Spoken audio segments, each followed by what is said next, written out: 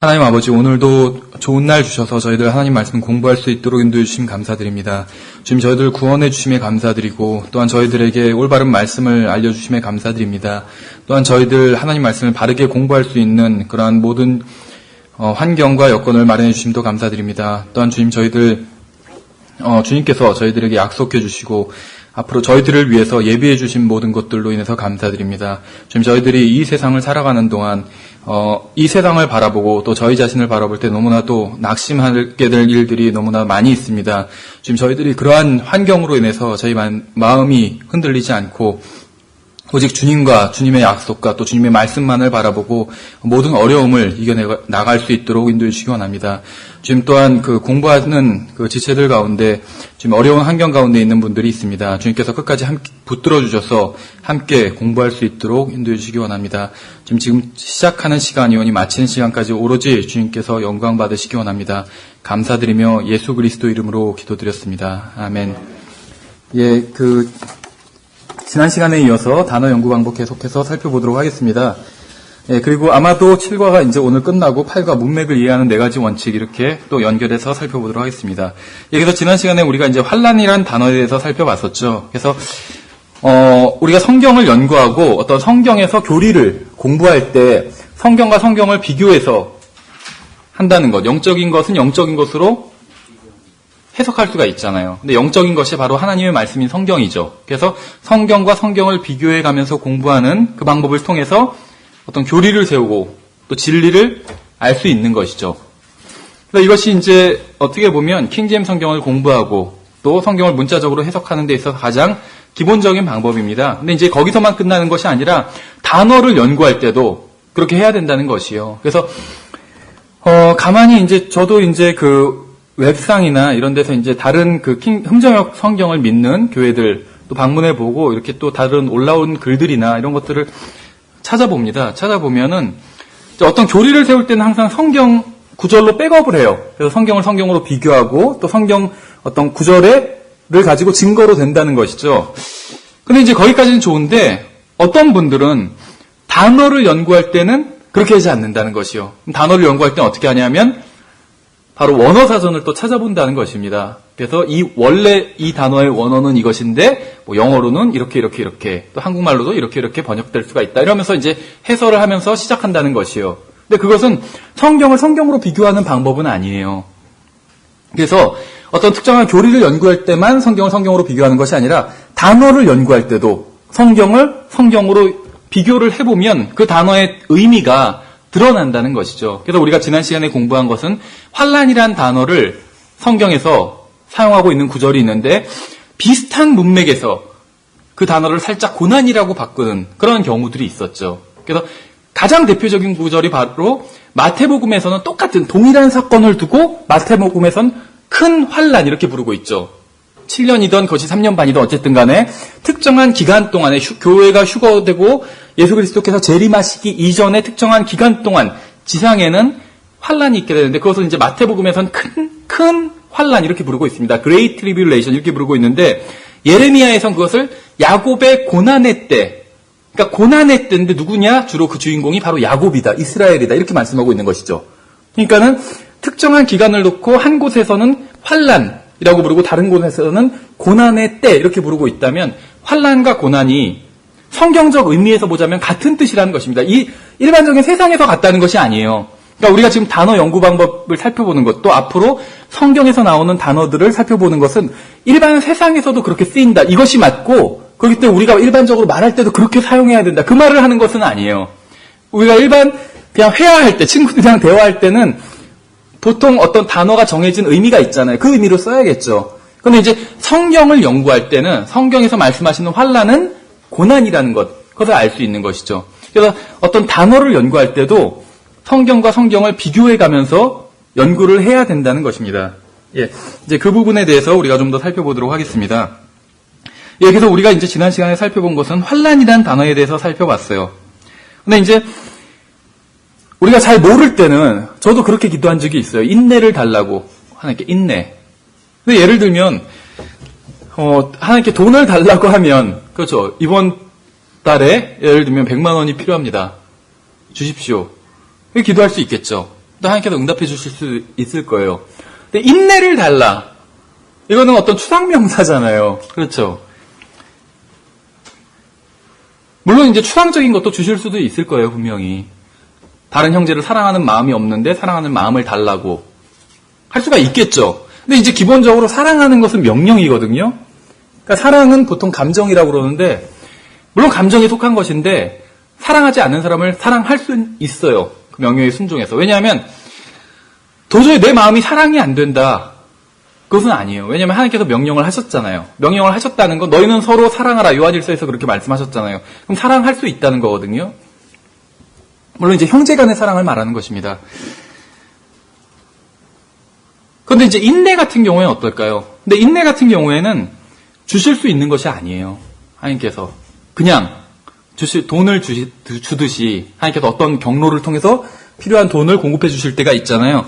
그렇게 주듯이 주실 수 있는 것은 아니에요. 그럼 인내를 주시기 위해서 어떻게 해야 되냐면 환난을 주셔야 돼요. 그러니까 환난을 잘 견뎌내면 부가적으로 따라오는 것이 바로 인내라는 것입니다. 예, 그래서 로마서 5장에 의하면 하나님께서 우리에게 인내를 그냥 주시지는 않으실 것이요. 주님께서는 우리에게 환난을 주실 것입니다. 그러면 우리는 그 환난을 통해서 인내를 배우게 돼요. 근데 환난을 잘 통과해야지 인내를 배우게 되겠죠. 엉터리로 통과하면 인내를 못 배워요. 성질만 더러워지죠, 어떻게 보면은. 환난을 잘못 통과하면. 근데 이제 인내가 좋은 것일까요? 인내가 좋은 것인지 나쁜 것인지 알 수 있는 것은 그 뒤에 따라오는 것을 보고 알 수가 있어요. 근데 왜 파블로스의 개라는 거 아시죠? 그런 실험. 뭐 종을 땡 치면 종 자체가 좋은 건 아니잖아요. 근데 땡 치고 나서 먹이를 주니까 침이 막 나온 거죠. 그래서 종을 땡 치는 게 그 개한테는 좋은 거였어요. 그렇죠? 종 소리 다음엔 항상 음식이 나오니까. 마찬가지로 인내를 뒤따르는 것이 무엇인지 보면 인내가 좋은 것인지 나쁜 것인지. 인내라는 것 자체는 별로 안 좋은 것 같아요. 그러나 그 뒤에 따르는 것을 보면 인내도 해볼만 하구나 이렇게 생각할 수가 있다는 것입니다. 4절 5절에 보면 인내 뒤에 무엇이 따라오는지 볼 수 있어요. 인내는 체험을 이루고, 체험? 아직은 좀 헷갈려하죠. 이게 좋은 건지 나쁜 건지. 체험은 소망을 이룬다고 말씀하고 있어요. 이젠 좋은 거라는 걸 알 수가 있겠죠. 그래서 소망을 이루는 줄 우리가 아노니 소망이 우리를 부끄럽게 하지 아니함은 우리에게 주신 성령님에 의하여 하나님의 사랑이 우리 마음에 넓게 부어졌기 때문이라. 그래서 인내의 뒤를 따르고 있는 것이 굉장히 긍정적이라는 것을 볼 수가 있습니다. 그래서 더욱 영적이고 더욱 사랑이 풍성해지기 위해서는 인내가 필요합니다. 그렇죠. 왜냐하면 인내 뒤에 사랑이 있기 때문에. 근데 이제 풍성한 사랑과 영적 성숙함은 또 체험을 통해서 와요. 어떤 체험일까요? 그건 고난과 환난과 어려움을 통과한 체험입니다. 그러니까 다 체험만 있으면은 풍성한 사랑이 오는 것이 아니라는 것이요. 그래서 그러한 체험으로 인해 다른 그리스도인들을 도울 수 있는 것이죠. 모든 어려운 고난과 극심한 고통과 환난을 주님의 방법으로 이겨내고 나면 인내와 체험과 소망과 하나님의 사랑을 풍성하게 가질 수 있다는 것이죠. 그러면 고난 중에 있는 다른 형제를 위로할 수가 있는 것이요. 저도 길지 않은 인생을 살았지만 어려운 일을 겪은 적이 있어요. 근데 지금 돌이켜서 보면은 비슷한 어려움을 겪는 사람은 위로해 줄 수가 있을 것 같아요, 제가. 그렇죠? 그 어려움을 겪었기 때문에. 다 각자가 그런 것이 있을 겁니다. 그래서 고난 가운데 있는 형제가 자신이 처한 상황으로 인해서 하나님께서 자신을 미워하시는 게 아닌가 의심하면서 주님을 원망하는 것을 보면 하나님이 그 형제를 미워해서 고난을 주신 것이 아니라 오히려 사랑해서 주신 것임을 알려줄 수 있다는 것이죠. 하나님이 그 형제를 미워해서 환난을 주시는 것이 아니라 오히려 도와주시려고 환난을 주신다는 사실을 알려줄 수 있다는 것입니다. 대환난의 목적이 하나님께서 이스라엘을 미워해서가 아니에요. 그렇죠? 이스라엘과의 관계를 완전히 끊어버리신 게 아니잖아요. 이스라엘을 도와주려고 대환난을 하신 것이에요. 왜냐하면 대환난이 끝나고 나면 이스라엘은 머리 국가로서의 역할을 해야 돼요. 세계에서. 또 어떻게 할 수 있겠어요? 환난을 겪어야지 할 수 있다는 것이에요. 그게 대환난의 목적이라는 것입니다. 이스라엘이 좋은 민족이 되게 하기 위해서, 머리 국가가 되게 하기 위해서 대환난의 기간을 둔다는 것이에요. 이스라엘을 미워해서가 아니라. 예, 그래서 우리가 이제 환난에 대해서 잠깐 살펴봤는데 이제 다른 단어도 한번 살펴보도록 하겠습니다. 그래서 히브리서 13장, 베드로전서 4장, 시편 50편을 한번 살펴보겠습니다. 성경이 어떻게 단어를 정의하고 있는지 또 단어를 풀어서 설명하고 있는지 살펴볼 수 있어요. 그래서 성경에서 어떤 단어가 나오면 그것을 다른 말로 바꿔서 또 한 번 비슷한 얘기를 반복하는 경우들이 있어요. 근데 이제 그러한 경우를 가만히 비교해보면 그게 앞에 단어를 설명하는 경우들이 많다는 것입니다. 꼭 다 그렇다는 것은 아니에요. 그것은 이제 문맥을 봐야 되는 것이겠죠. 먼저 히브리서 13장 15절을 보시면 이렇게 되어 있습니다. 제가 읽어볼게요. 여러분들 잘 아시는 구절이에요. 그러므로 우리가 그분으로 말미암아 계속해서 찬양의 희생을 하나님께 드리자. 그것은 곧 그분의 이름에 감사를 드리는 우리 입술의 열매니라. 이렇게 말씀하고 있죠. 여러분은 찬양의 정의가 뭔지 아세요? 우리가 주님께 너희는 주님을 찬양하라. 막 이런 구절이 나오잖아요. 시편에. 우리가 일반적으로 주님께 찬양을 드리자 했을 땐, 같이 노래하자는 거구나. 복음성가나 찬송가를 부르자는 거구나. 이렇게 이해를 하죠. 주님께 찬양을 드리자. 근데 시편에서 말씀하실 때, 또 그 의미일까요? 좀 다를 수 있어요. 시편에서는 너희는 주님께 찬양을 드리라 이렇게 하죠. 하나님께서 명령하고 계세요. 그리스도인들, 하나님의 백성들은 주님께 찬양을 드려야 됩니다. 근데 이제 그 명령에 순종해야 되는데 찬양을 드리는 게 무슨 의미인지 알아야지 순종을 하겠죠. 성경에 의하면 찬양은 주님의 이름에 감사를 드리는 우리 입술의 열매라고 그랬어요. 기본적으로 찬양은 주님께 감사드리는 것이요. 감사. 히브리서 13장 15절은 찬양의 정의가 무엇인지 보여주고 있죠. 찬양이란 성경에 의하면 춤을 추거나 팔을 흔들거나 방방 뛰는 것이 아니에요. 제가 있던 교회에서도 보수적인 교회였어요. 그래서 방언이나 이런 것을 금지했었습니다. 그러니까 이제 방언 같은 거를 금지하면은 교회에서 청년들이 할 게 없어요. 하나뿐이. 바로 찬양이에요. 그래서 이제 예배 시작 전에 오전 예배는 이제 비교적으로 좀 엄숙하게 합니다. 그럼 이제 교회 공식적인 예배는 좀 장로교, 그 심사참배 안 한 측, 이런 측이에요. 그래서 나름대로는 굉장히 엄숙하게 하는데, 이제 청년부 예배에선 좀 자유를 줬었어요. 청년부 예배에선 30분에서 1시간 정도 찬양을 꼭 했습니다. 찬양 예배. 그것이 나쁘다는 것은 아니에요. 하나님께 찬양을 드리는 건 그리스도인들의 의무고 하나님의 뜻이에요. 이제 내일 오후에 성경 공부를 하게 되는데 하나님의 뜻에 대해서 하거든요. 근데 하나님께 감사드리는 건 하나님의 뜻이에요. 왜 그런지 내일 자세히 한번 살펴볼게요. 근데 어쨌든 간에 하나님께 찬양을 드리는 것은 좋아요. 그런데 그 찬양의 의미를 오해해가지고 방방 뛰고 춤추고 난리 치는 것이 찬양이다 이렇게 생각한다면 그건 좀 잘못된 생각이라는 것이죠. 찬양은 기본적으로 하나님께 감사하는 것입니다. 감사할 제목은 누구나 다 많이 있어요. 그리스도인들도 많이 있고 구원받지 않은 사람들도 많이 있어요. 사실은 하나님께 감사할 제목이 몰라서 그렇지. 그리스도인들도 마찬가지예요. 몰라서 그렇지 하나님께 감사할 제목은 엄청나게 많이 있다는 것이죠. 우리가 우리의 입술을 사용해서 주님께 감사함을 표할 때 우리가 찬양의 희생을 주님께 드리고 있는 것이에요. 제사장의 하나의 임무죠. 역할, 할 일. 구약 성경에서 희생 제사를 드렸잖아요. 그것과 똑같은 거예요. 성경에 의하면. 구약 성경에서 제사를 드리는 것과 신약의 그리스도인들이, 물론 신약에서도 희생 제사가 여러 가지 의미가 있는데 그 중에 하나가 바로 찬양. 근데 그 찬양은 바로 감사함을 드리는 것이죠. 주님께 감사를 드릴 때 향기로운 냄새가 올라가는 것이에요. 그럼 이제 하나님을 영화롭게 하는 것은 무엇일까요? 영화롭게 하는 것. 하늘에 계신 아버지께 영광을 돌리고 주님께 모든 영광을 돌리는 것의 의미가 무엇일까요? 시편 50편 23절을 보시면 이걸 이제 히브리서 13장 15절과 한번 비교해서 생각해 보세요. 제가 읽어볼게요. 찬양을 드리는 자는 다 나를 영화롭게 하나니 자기 행실을 바르게 하는 자에게 내가 하나님의 구원을 보이리로다. 그래서 히브리서 13장 15절에 의하면 찬양은 주님께 감사를 드리는 것이고 시편 50편 23절에 의하면 우리가 주님께 감사를 드릴 때 그것이 주님을 영화롭게 하는 것이래요. 너무 놀랍지 않아요? 큰 돈이 드는 것도 아니에요. 우리가 큰 어떤 성공을 해야 되는 것도 아니에요. 그렇죠? 성공을 한 사람과 실패한 사람이 있어요. 예를 들면 돈으로 치자면 100억을 번 사람과 오히려 마이너스를 낸 사람이 있어요. 망해가지고. 누가 하나님을 영화롭게 하는 것일까요? 전혀 차이가 없어요. 100억을 번 사람도 주님께 찬양을 드리면 감사를 드리면 하나님을 영화롭게 한 것이에요. 망한 사람도 주님께 감사를 드리면 하나님을 영화롭게 한 것이에요. 하나님 입장에서는 100억을 벌건 홀랑 망하건 우리 입장에서는 그것이 커요. 저희 집도 아버지가 사업을 하셔가지고 기복이 굉장히 심했어요. 최근 10년간에도 기복이 심했어요. 좀 좋은 집에서 살았던 적도 있고 완전히 내쫓긴 적도 있었어요. 그런데 가장 어려울 때 정말 갈 곳이 없었을 정도로 거리에 문자 그대로 나앉은 적이 있었어요. 몇 년 전에. 그때 건데 어머니가 구원받으셨어요. 모른다는 거죠. 어떻게 축복이 올지, 복이 올지. 어쨌든 간에 어느 순간에건 성공을 했건 실패를 했건 하나님께 감사를 드리면 그것이 하나님을 영화롭게 하는 것이에요. 그럼 하나님을 영화롭게 할 수 있죠. 돈이 드는 것도 아니에요. 다만 진실한 마음이 필요하겠죠. 예, 어쨌든지 간에 여러분들 동성연애자와 성독착자, 도둑질, 또 거짓말, 살인 이러한 죄로 이끄는 것이 무엇인지 아세요? 로마서 1장에 나와 있어요.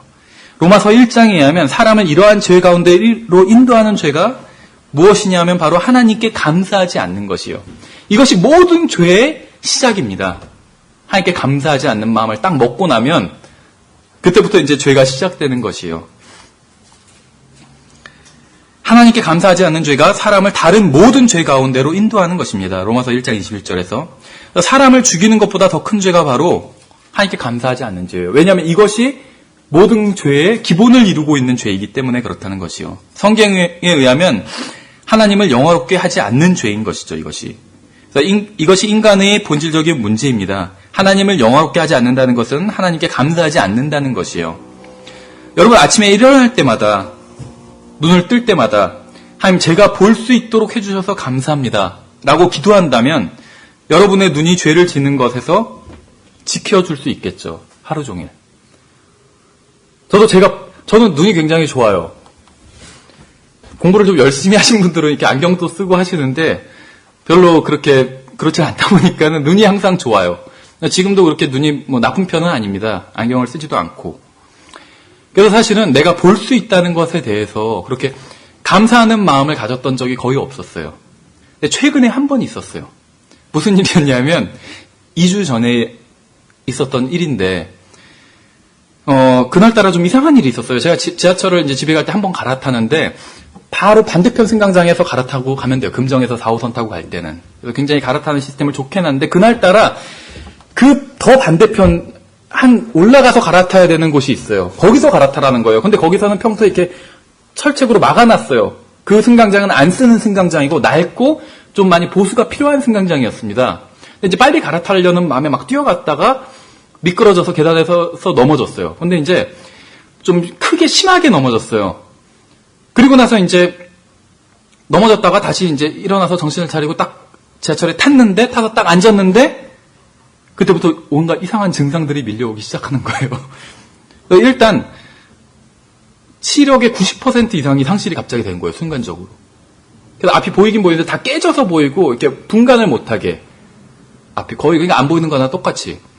그리고 갑자기 이제 구토 증세가 몰려오고 어지럼증이 몰려오고 팔다리에 모든 힘이 없어지는 거예요. 그래서 다른 사람이 보면 꼭 완전히 만취자처럼 그 상태가 돼서 그냥 앉아가지고 그 봉 끝에 그것만 잡고 있었어요. 네. 그럼 이제 정신도 약간 좀 반쯤 나간 상태로 내가 그때 든 생각은 딱 그거였어요. 내가 집에 갈 수 있을까? 그 다음에 다시 내가 책을 볼 수 있을까? 그 생각이 들었었어요. 근데 이제 그래도 또 마음 한켠에서 회복이 되겠지. 그런 적은 처음이었거든요. 시력이 그렇게 상실됐던 적은. 아마 넘어지면서 엉덩이 살 있는 부분이 닿은 게 아니라 살 바로 위에 있는 분이 닿는데 신경이 갑자기 충격을 받은 것 같아요. 그래가지고 5분이 지났는데도 시력이 그대로인 거예요. 회복이 안 되는 거예요. 이제 그때부터는 막 걱정이 밀려오더라고요. 이게 다시는 책을 볼 수 없겠다. 그리고 지금 당장 집에 가기도 힘들겠다. 당장 1m 이상 걸어갈 수가 없는 거예요. 안 보이니까, 힘이 없으니까. 눈을 감고 가만히 있었어요, 그냥. 그리고 이제 5분쯤 지나고 나서 10분이 지나고 나니까 그로부터 다시 10분 동안 몸이 서서히 회복이 되더라고요. 그래서 한 50% 이상이 다 회복이 되더라고요. 시력도 거의 다 돌아오고. 그래서 이제 집에 갈 수가 있겠다는 생각이 들더라고요. 그래서 집에 돌아왔어요. 그러니까 이 강의는 미리 준비해놨는데 이게 생각나더라고요. 볼 수 있다는 거 정말 감사한 거거든요. 그걸 깨달았어요. 그전에 사실 그런 생각을 해본 적이 없어요. 눈이 나쁜 것도 아니고 전혀 보는데 불편함이 없거든요. 지금도. 책을 볼 수 있다. 하나님 말씀을 볼 수 있다. 그 자체만으로도 엄청나게 감사한 거죠. 제가 들을 수 있어서 감사합니다. 아침에 일어났어요. 이렇게 기도해 보신 적 있으세요? 그럼 듣는데 주의하겠죠. 쓸데없는 걸 들으려고 안 하고, 그렇죠. 저도 가끔 시간 남을 때 인터넷을 뭐 서핑하잖아요. 그럼 이제 주로 자료를 찾거나 강의하거나 이런 관련된 자료를 찾거나 아니면 유머 같은 거를 이렇게 봅니다. 유머 같은 것을 듣고 나름대로 이제 나이가 들다 보니까 아직 나이 젊지만 죄송합니다. 나이가 아직 젊지만 죄송합니다. 더 어렸을 때 20대 초반에는 이렇게 영화도 액션 영화 이런 걸 좋아했었어요. 근데 지금은 코미디 같은 게 좋아요. 코미디 그냥 웃긴 거. 그래서 주로 뭐 유머 게시판 이런 거 찾고 웃긴 사진 이런 거 찾거든요. 근데 이거 보는데도 그렇죠. 내가 이 땅에서 볼 수 있는 게 제한돼 있어요. 그 시간이. 그렇죠. 좋은 걸 봐야겠죠. 좋은 것들을. 그렇죠. 쓸데없는 걸 보지 말고. 좀 쓸데없는 걸 많이 봤어요. 쓸데없는 유머 같은 거 이런 거 보고. 예, 그래서 성경에 의하면 인간이 하나님을 향한 감사하는 마음을 잃어버렸을 때 자신이 향유하는 모든 것이 주님께로부터 받은 것임을 망각하게 돼요. 망각하고 많이 살았어요. 돌이켜보니까. 내가 가지고 있는 누리고 있는 모든 것이 주님께로부터 온 것임을 기억한다면 죄로부터 자신을 지킬 수 있는 것이죠. 근데 2주 전에 사고를 당했을 때는 집에 와서도 그 다음날 월요일 하루 종일 딴 거는 못했었어요. 몸이 다 회복이 안 돼가지고. 이제 몸이 서서히 회복되면서 어떻게 보면은 예방주사일 수도 있었는데 약발이 떨어지더라고요. 다시 또 쓸데없는 걸 보게 되고. 어쨌거나 베드로전서 4장 16절에 보시면 이렇게 말씀하고 있습니다.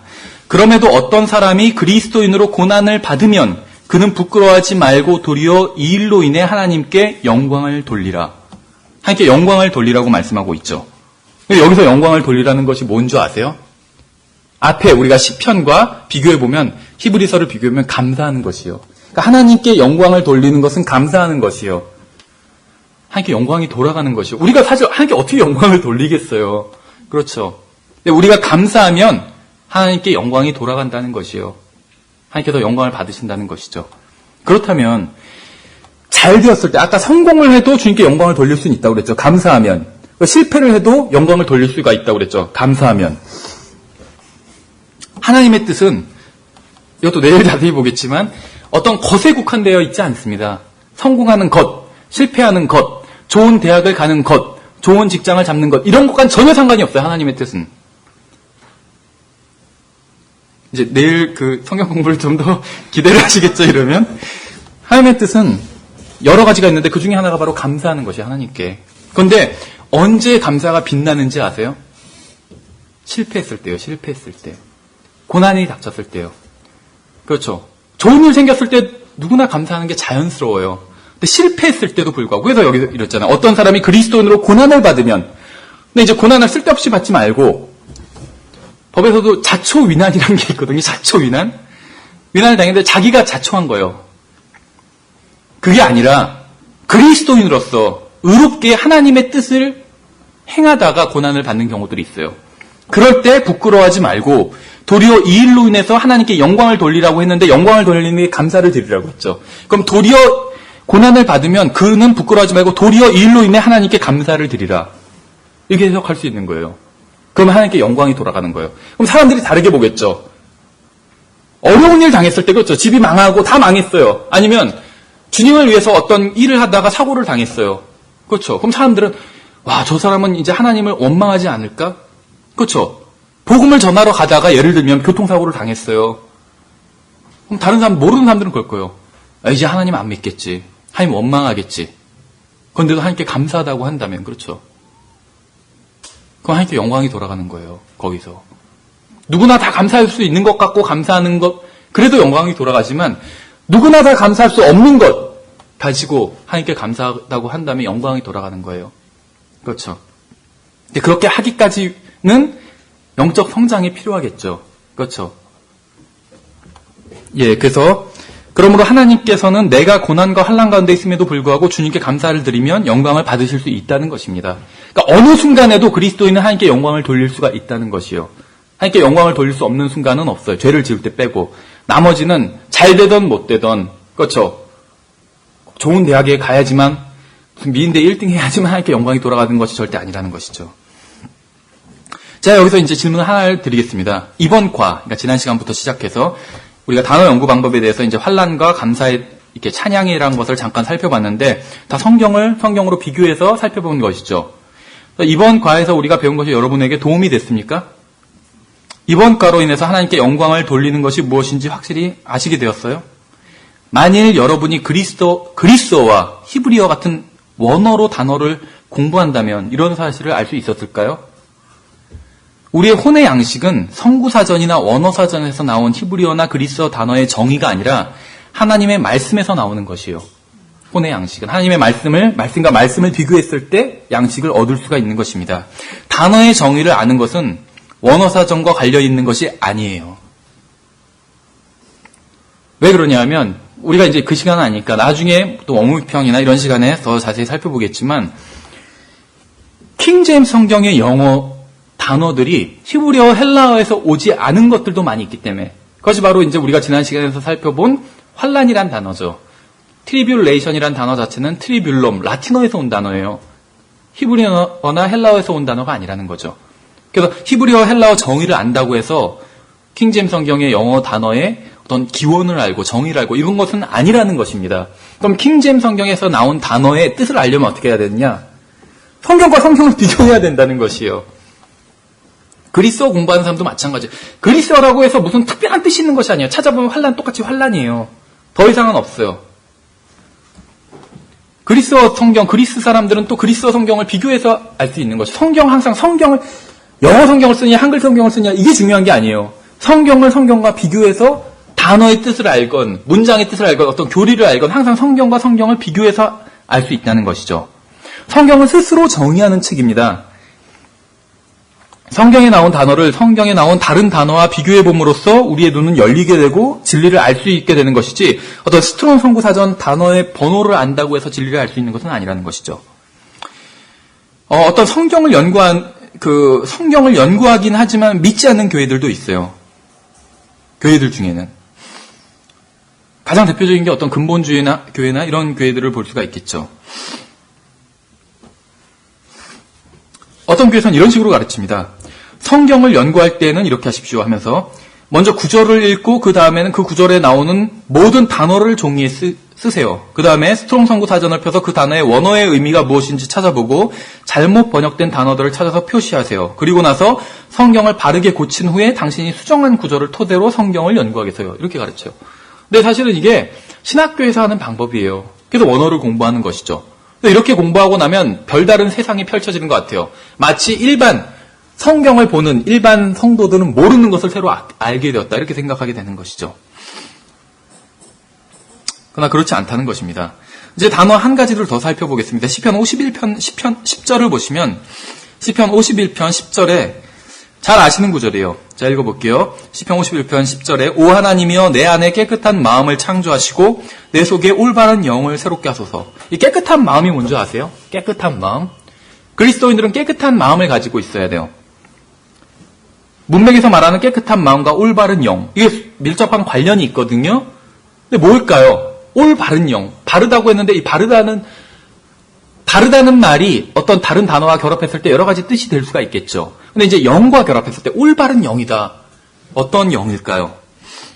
17절에 보시면 돼요. 17절에 같은 장.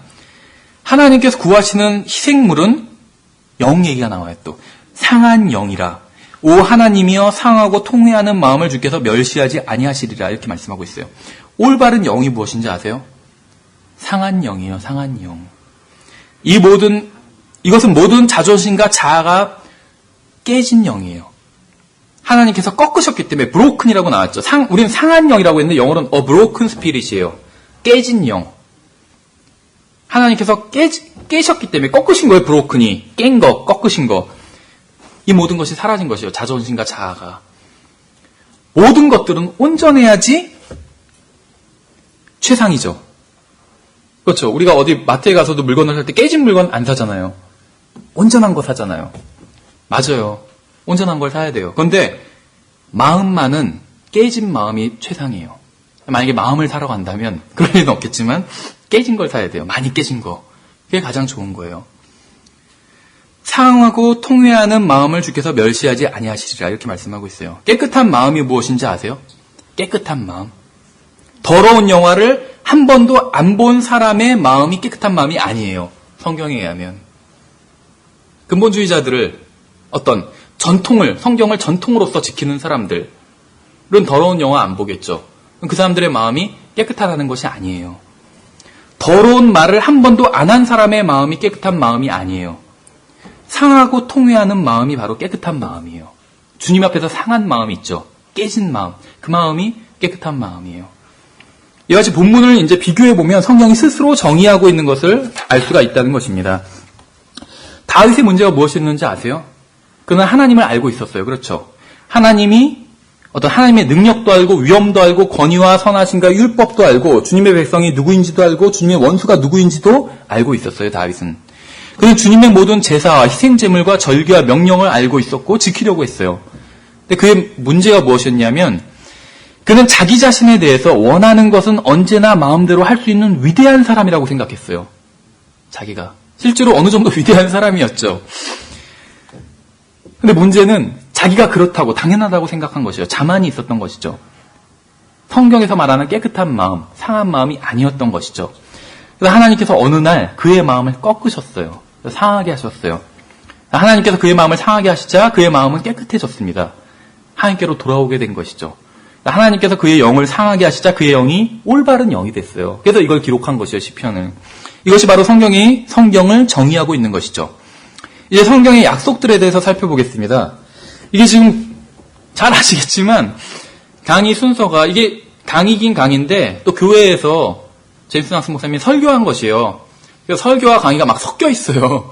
그래서 그러다 보니까 이 순서가 이렇게 막 아주 조직적으로 체계적으로 강의가 이루어지지는 않고 있습니다. 그래서 주제가 앞에서 나왔던 게 다시 반복되기도 하고 하는데 좀 다른 측면으로 얘기하는 것들이 있어요. 그래서 그냥 저희도 크게 바꾸진 않고 그냥 강의한 그대로 정리해서 다시 여러분들께 전달해드리고 있습니다. 여기서 이제 성경에 나온 약속들에 대해서 다시 좀 살펴보도록 하겠습니다. 성경에 나온 몇 개의 약속만이 전 세계적인 적용이 가능해요. 성경의 약속들에 대해서 연구할 때 주의할 4가지 것이 있어요. 첫째는 이 약속의 규모가 전 세계적인 것인가 아니면 제한되어 있는가를 살펴봐야 되겠죠. 예수님께서 누구든지 원하는 자는 값없이 구원을 받으라고 말씀하셨죠. 이 약속은 전 세계적인 것이고 모든 사람들을 위한 약속이죠.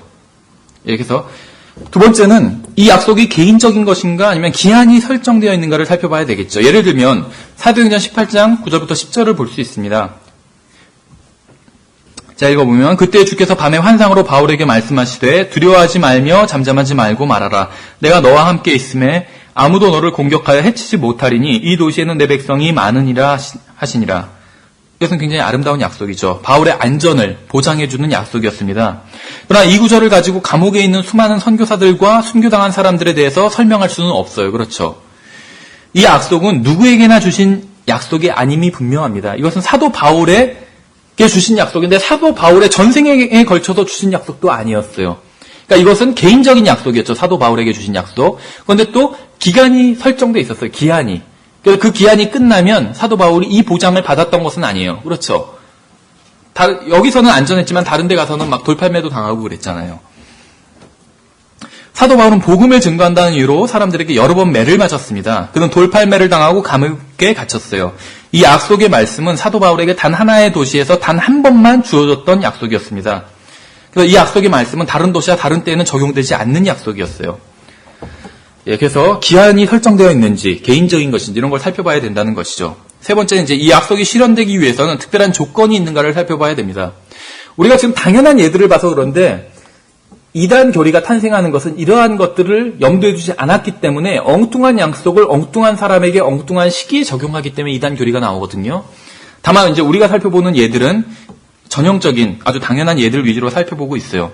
여기서 셋째는 이 약속이 실현되기 위해서는 특별한 조건이 있는가. 그러니까 성경의 약속들이 대부분의 경우엔 조건적인 약속인 경우가 참 많다는 것이에요. 물론 문맥을 보면 알 수 있겠죠. 성경은 그저 아무런 조건 없이 내가 구원을 받으리라 이렇게 말씀하고 있지 않아요. 성경은 주 예수 그리스도를 믿어야지만 구원을 받을 수 있다고 말씀하고 있죠. 영원한 생명에 대한 약속도 예수 그리스도에 대한 믿음이라는 조건이 전제돼야 그 약속이 성취될 수 있는 것이죠. 성경의 약속에는 대부분의 경우 조건이 전제되어 있어요. 요한복음 3장 15절의 경우에 누구든지 그를 믿는 자, 이것이 조건이고 멸망하지 않고 영원한 생명을 얻게 하려 하심이라가 약속이죠. 야고보서 4장 8절의 경우에 하나님께 가까이 나아가라, 이것이 조건이에요. 그리하면 그분께서 너희에게 가까이 오시리라, 이것이 약속입니다. 모두 위대한 약속이지만 조건적이죠. 이건 좀 쉽죠. 우리가 살펴본 구절. 약간 헷갈리는 구절이 있어요. 사람들이 오해하고 있는 성경의 약속이 있어요. 대표적인 것이 빌립보서 4장 7절입니다. 보시면 모든 이해를 뛰어넘는 하나님의 평강이 그리스도 예수님을 통해 너희 마음과 생각을 지키시리라. 항상 우리가 평안한가요? 아니죠. 조건적이란 것이에요. 이 구절도. 이건 위대한 약속이지만 제가 이 구절에서 읽지 않은 단어가 있어요. 방금. 그리하면이라는 말이에요. 그리하면. 근데 이것이 이제 영어로는 and거든요. and. 그리하면은 접속사예요. and이기 때문에 영어로는. 이것은 앞의 구절과 문맥이 이어지고 있음을 의미하고 있죠. 그래서 아무것도 염려하지 말고 오직 모든 일에서 기도와 간구로 너희가 요청할 것을 감사함과 더불어 하나님께 알리라. 6절에서 말씀하시는 것처럼 아무것도 염려하지 않고 모든 일에서 기도로 주님께 요청해야 7절의 약속이 주어질 수 있는 것이에요. 6절의 조건 없이 7절의 약속만을 취할 수는 없다는 것이죠. 19절도 보세요. 19절에 오직 내 하나님께서 그리스도 예수님을 통해 영광 가운데서 자신의 부요하심에 따라 너희의 모든 필요를 공급하시리라. 우리가 필요한 거 다 공급해 준대요. 다 받고 계세요? 필요한 것? 필요한 거. 부족한 점 한 번도 없으세요? 다 공급받으세요? 부족한 점이 있는 것 같아요. 돌이켜보면. 이 약속을 하셨는데 왜 난 부족한 게 있을까? 근데 이것도 조건이 있다는 것이죠. 이런 말씀도 조건이 있어요. 그 조건은 14절부터 보면 나와 있어요. 14절에 보시면 그럼에도 불구하고 너희가 나의 고난에 함께 참여하였으니 잘하였도다. 빌립보 사람들아 이제 너희도 알거니와 복음의 초기에 내가 마케도니아를 떠날 때 주고받는 일로 나와 나눈 교회가 너희 외에는 없었느니라. 그러니까 본문에 의하면 나누는 것이라는 표현이 나오는데 커뮤니케이션, 이게 의미가 뭐냐면 주고받는 일이라고 했어요. giving and receiving. 헌금 얘기예요. 도와주는 재정적인 얘기예요. 계속해서 보시면 심지어 데살로니가에 있을 때에도 너희가 한 번 그리고 또 다시 내 필요를 위해 보내었느니라. 나는 선물을 바라지 아니하며 오직 너희 회개장부에 넘치게 될 열매를 바라노라. 오직 내게는 모든 것이 있고 또 풍부하니라. 에바브로 디도 편에 너희가 보낸 것들을 받았으므로 내가 풍족한데 이것은 달콤한 냄새의 향기요 받으실 만한 희생물이며 하나님을 매우 기쁘게 한 것이니라. 그러니까 바울이 하고 있는 말은 빌립보 성도들이 희생적이고 지속적으로 교회의 선교 사역을 돕고 있다는 말이었습니다. 그렇죠? 그러니까 19절의 약속은 14절부터 18절까지의 조건이 있었기에 주어진 것이었어요. 빌립보 성도들이 지속적으로 선교를 돕고 있잖아요, 지금. 그러니까 하나님께서 모든 필요를 공급해 주시는 것이에요. 그렇죠? 우리가 하나님의 사역에 관심을 갖고 지속적으로 지원을 하면 그것이 조건이에요. 아무런 조건 없이 그냥 우리의 모든 필요를 공급하시겠다. 이 약속이 있는 것은 아니에요. 조건적이라는 것이죠. 예. 그래서 이제 항상 조건을 봐야 된다는 것이요. 조건이 있고 이제 약속이 있다는 것입니다. 넷째는 이 약속을 나에게 적용시킬 수 있는가를 살펴봐야 되겠죠. 다른 종교의 사람들은 자신들이 믿는 신의 뜻을 알기 위해서 이상한 일들을 해요. 그렇죠? 동물의 뼈로나 아니면 곡식을 가지고 점을 치기도 하고 미국에서도요. 기독교인들 중에서 추수감사절에 동물의 뼈를 부러뜨리면서 소원을 빌기도 하는 그런 게 있어요. 가끔 미국 영화나 그런 거 보면 그런 게 나와요. 동물의 뼈 부러뜨리면서 소원 빌고. 추수감사절, 청교도들이 하던 거죠. 근데 그 추수감사절 행사의 일환으로 그걸 해요. 동물의 뼈를 딱 부러뜨리면서 소원을 빌어요. 이게 기역자로 생긴 걸 서로 잡고 딱 해서 더 큰 쪽 갖고 있는 사람이 이제 비는 게 그게 이루어진다는 거예요. 이 밖에도 이상한 행위를 하면서 자신들이 믿는 신의 뜻을 헤아리려고 하죠. 알려고.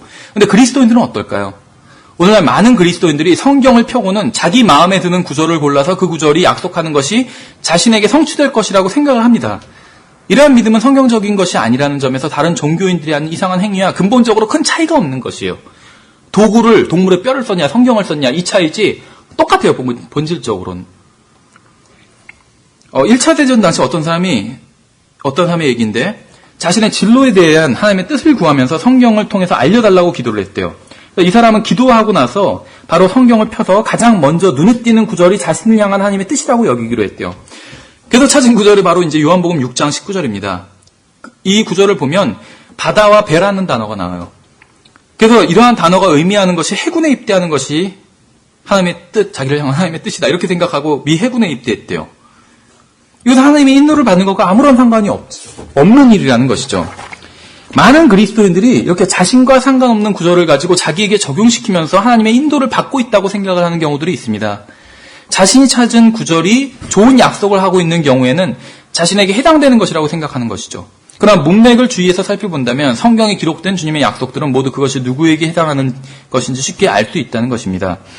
마지막으로 우리가 두 구절을 보면 전형적인 구절이에요. 창세기 13장과 골로새서 3장입니다. 찾지 않으셔도 돼요. 구절 들어보셔도 됩니다. 먼저 창세기 13장 제가 14절, 15절 읽어볼게요. 롯이 아브라함을 떠나 갈라선 뒤에 주께서 아브라함에게 이르시되 이제 내 눈을 들어 내가 있는 곳에서부터 북쪽과 남쪽과 동쪽과 서쪽을 바라보라. 내가 보는 모든 땅을 내가 너와 내 씨에게 영원히 주리라. 이것은 위대한 약속이죠. 골로새서 3장을 보시면 1절부터 2절에 그러므로 너희가 그리스도와 함께 일어났거든 위에 있는 그것들을 추구하라. 거기에는 그리스도께서 하나님 오른편에 앉아 계시느니라. 위에 있는 것들에 너희의 애착을 두고 땅에 있는 것들에 두지 말라. 이렇게 말씀하고 있죠. 그래서 우리가 두 구절에 창세기와 골로새서가 완전히 분위기가 틀리죠. 창세기에서는 동서남북 사방을 바라보래요. 땅을 바라보더래요. 이런 말씀 하시면 오히려 그리스도인들 좋아할 텐데 우리나라 사람들 땅을 좋아하잖아요. 땅을 사랑하는 민족이잖아요. 집과 땅을, 부동산을 사랑하는 민족이잖아요. 창세기 말씀이 와닿을 텐데 골로새서에서 위에 있는 것을 바라보라고 하시죠. 위에 있는 것 무엇을 바라봐야 될까요? 위에 있는 것 중에 것이라고 하면 좀 이상하지만 예수 그리스도예요. 보좌에 왕자에 앉아 계신 예수 그리스도예요. 다른 것을 바라보면 이것도 소용이 없어요. 왜 그런지 아세요? 이 세상은 다 사라져 버릴 것이죠. 위에 있는 것들은 영원할까요? 사라져 버려요. 사라져 버려요. 천년왕국도 끝나고 모든 역사가 끝나면 어떻게 되는지 아세요? 다 없어져요. 남는 게 있어요. 일단 하나님의 말씀은 영원하다고 그랬죠. 하나님의 말씀은 남아요.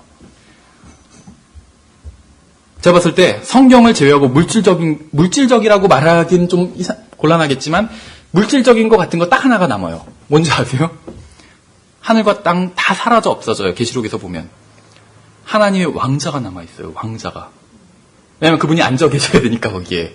왕자와 그 위에 앉으신 분이 계세요. 그 또 누가 남는지 아세요? 사람들이 남아요. 사람들이. 너무 놀라운 것 같아요. 모든 것이 다 사라져요. 근데 보통 그 철학에서 중요하게 여기는 그 문제가 두 가지가 있는데 첫 번째 문제가 무엇이냐면 존재의 문제입니다. 존재의 문제. 나의 존재의 문제. 또 절대자. 하나님이 만약에 있다면 절대자의 존재의 문제. 이것이 문제가 되는 것이요. 그렇죠. 왜냐하면 왜 절대자의 존재가 문제가 되냐면 나의 존재로 모든 것을 설명할 수가 없어요. 제한되어 있기 때문에 나는. 그렇죠. 다 알 수가 없잖아요. 제한되어 있어요. 인간은. 그렇기 때문에 외부로부터의 어떤 것이 필요해요. 절대자의 존재를 생각해 볼 수밖에 없어요. 철학에선. 그래서 철학에선 존재의 문제. 그렇죠. 존재 문제가 왜 존재하는가가 아니에요. 문제가. 이미 존재하고 있다는 것이 문제예요. 철학에서는. 차라리 없으면 괜찮아요. 무엇이 없으면은 없는 거니까 괜찮은데 존재에 있어요. 근데 아무것도 몰라요. 왜 존재하는지 그 존재 자체에서 인간에 대해서 무슨 게놈 프로젝트 DNA 지도 발견하고 했다고 해서 알고 있는 게 과연 얼마나 될까요? 인간에 대해서. 거의 없어요.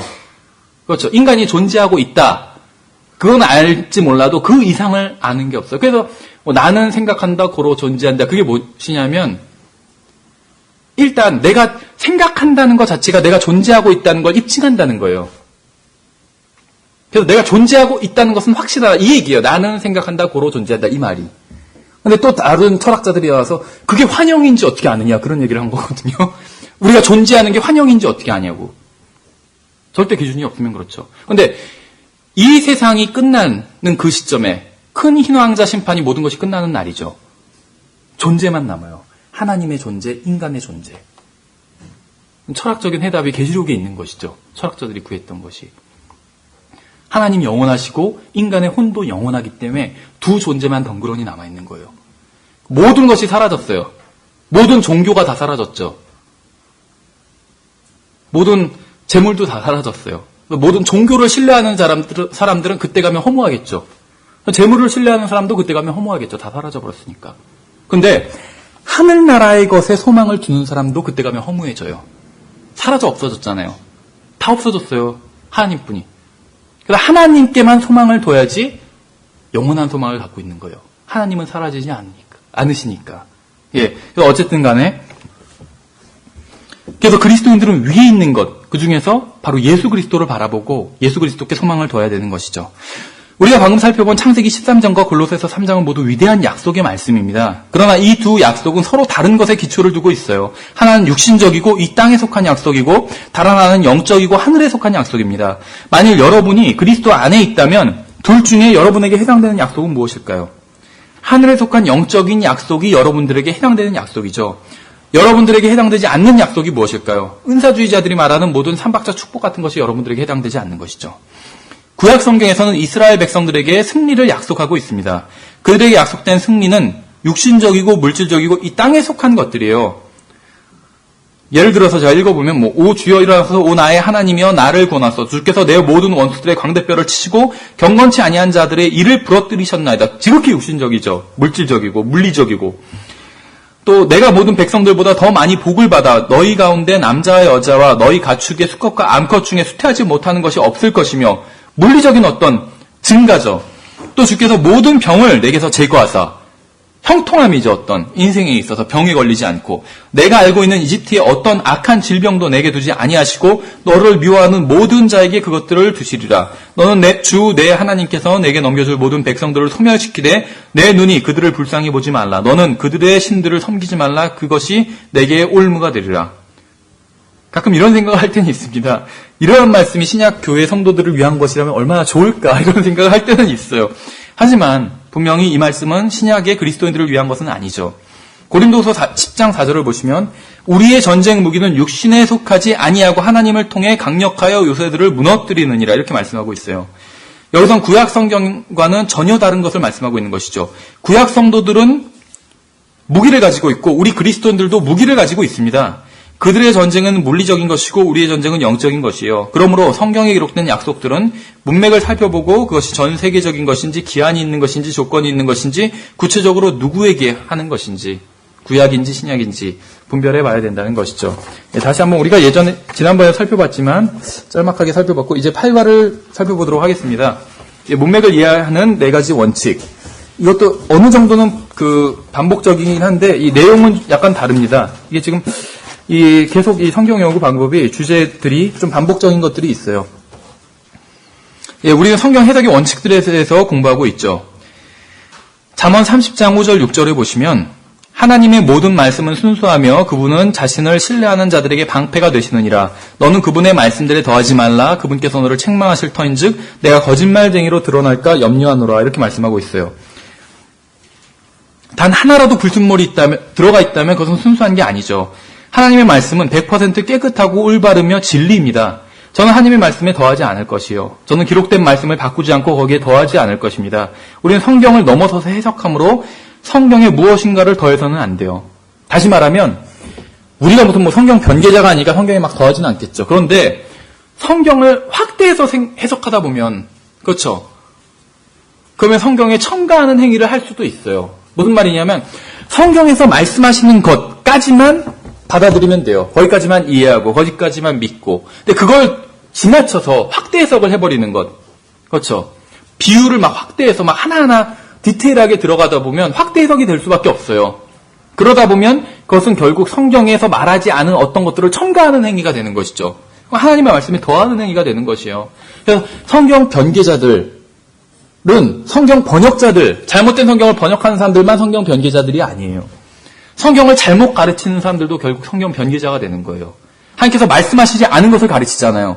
더하는 것이요, 그럼. 그래놓고 이게 하나님의 뜻이라고 그러죠. 하나님의 말씀이라고. 그럼 그것은 하나님의 말씀에 첨가하는 행위를 하는 것이죠. 결국에는.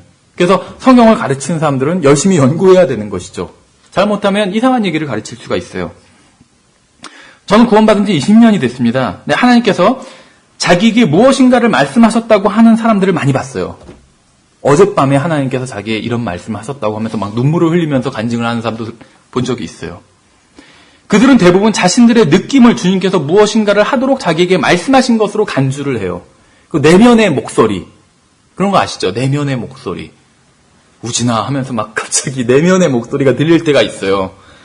근데 많은 그리스도인들이 그것을 하나님의 말씀으로 간주해버리는 경우가 있다는 것이죠. 근데 그 내면의 목소리는 그냥 자아의 목소리예요. 자기 생각과 자기의 상상과 자기의 경험과 또 자기가 읽은 성경 구절이 버무러져서 나오는 목소리예요. 성경 구절을 많이 읽은 사람은 충분히 생각하는 가운데 성경 스타일의 어떤 말들이 생각날 수가 있어요. 무엇을 했느니라, 무엇을 하여야 하느니라 이런 식으로. 그렇죠. 그러나 그건 성경 말씀이 아니죠. 몰몬경 같은 거 보신 적 있어요? 우리나라 말로 된 몰몬경? 보시면 개혁성경 문체와 되게 비슷해요. 그러니까 몰몬경을 읽으면 이것이 꼭 성경의 일부분인 것처럼 느껴지도록 개혁성경 문체와 상당히 유사해요. 개혁성경이 잘못된 성경이지만 일단 읽으면 좀 권위가 느껴지잖아요. 그렇죠. 말투가. 몰몬경도 그렇게 번역했어요. 몰몬경 한글판을. 성경에 익숙한 사람들은 그런 식으로 조작할 수가 있다는 것이죠. 그래서 내면의 소리가 꼭 하나님의 말씀인 것처럼 내면의 소리는 대부분 자기 자아의 소리예요. 아니면 마귀의 소리일 수도 있어요. 그래서 그 War on the Saints를 보면은 그런 얘기가 나와요. 마귀는 자아로 가장하는 경우들이 있다 이런 얘기를 해요. 마귀가 해주는 얘기인데 마귀가 넣어준 생각인데 꼭 자기가 그냥 한 생각처럼 아니면 하나님의 말씀처럼 그렇게 생각될 수가 있다는 것이죠. 그런 것은 하나님의 말씀이 아니에요. 하나님의 말씀은 기록된 이것 외에는 없어요. 더 이상은 하나님의 말씀은 누가 얘기한 거나 어떤 생각을 들은 거나 아니면 누가 예언을 해준다거나 뭐 계시를 받았다는 거나 이런 건 하나님의 말씀이 아니에요. 기록된 성경 외에는. 그래서 주님의 인도로 주님께서 말씀하시지 않은 것을 말하고 있는 것이죠. 많은 사람들이. 느낌이나 감정이나 생각을 따르지 말고 기록된 말씀을 따라야 됩니다. 기록된 말씀을 통해서 주님께서 명령하신 것에 순종해야 돼요. 만약 여러분이 성경에서 말씀하시는 것은 언제나 온전하게 지키고 순종하기 때문에 더 이상 지킬 것이 없다면 그때 가서 아마 새로운 것을 또 말씀하실 수도 있겠죠. 가정이지만. 이미 성경을 다 읽고 다 암기하고 다 지키고 있어요. 그렇다면 새로운 말씀을 주실 필요가 있겠죠. 그렇죠. 그런데 성경에 있는 말씀도 이미 다 순종 안 하는데 또 새로운 거를 줄 필요가 없겠죠. 그렇죠. 그래서 성경의 모든 말씀에 항상 순종하지 않는다면 주님께서 새로운 것을 말씀하실 필요가 전혀 없어요. 이것도 순종을 못하는데 왜 또 다른 걸 주실 이유가 없다는 거죠. 이것도 다 연구를 안 했는데. 그렇죠. 그래서 예수 그리스도의 새로운 거룩한 언약 따위를 믿는 사람들이 있어요. 그러나 두 언약을 통해서 신약과 구약을 통해서 하신 말씀도 지키지 않는데 왜 또 다른 언약을 줘야 돼요? 몰몬경의 별칭이에요. 새로운 언약이라고 불러요. 몰몬 교도들은. 그런 거 필요 없다는 거죠. 그러나 성경에서 말씀하시는 것도 다 순종하지 못하면서 새로운 말씀을 기다리는 어리석은 사람들이 되지 말자는 겁니다. 하나님께서는 그러한 자들에게 결코 새로운 것을 주시지 않을 것이요. 교회 헌법이나 규칙 따위를 만들 필요도 없다는 것이요.